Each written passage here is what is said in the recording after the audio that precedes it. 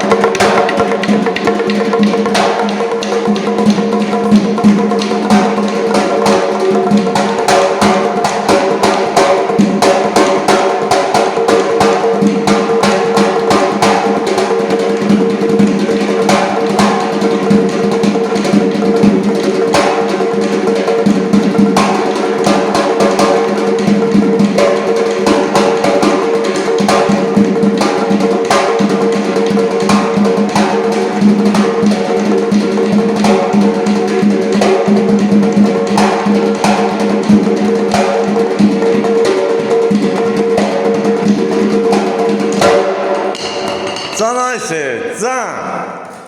Nə deyirsən Ayşe? Qəşəng, gözəl. Namik kişinin oğlu, xoş gəlibsən. Nətənsən, nə totu bala? Ay maşallah. Dünənləri sağ ol. Üzünə olsun, qəşəng, ləzzət elədi. Nə deyirsən? Xoş gəlibsən, vidi bala, qədim qala. Öpürəm, nətərsən, yaxşısan? Naranı da gətiribsən, eləmi? Sumkaydı, sumka biraz qorxuzdu, ona görə deyirəm. Sağ ol, Ayoska bala. Çox sağ ol, Çeçenka Yoska. Eldəniz müəllimi yaşayış yeri Gəncə şəhəri iş yerimizdən yolçular Mədəniyyət Sarayının qapısı. Xalqın ballarının üzünü açıqdır, biz hazırıq qəbul eləyək. Nəyi biliriksə də? İndi bir qəşək samballı kişi qoş şapalağı sal görüm.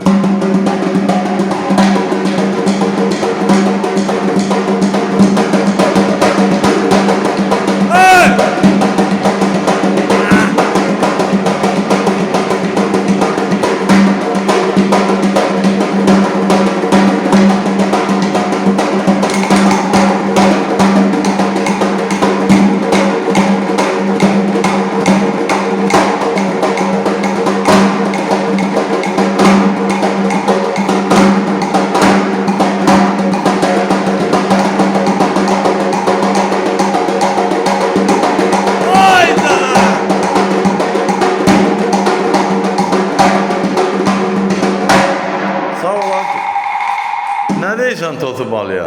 Namik kişinin oğluna. Əla. Sağ ol Ayoska, çox sağ ol. Sağ ol, əla Totu balı.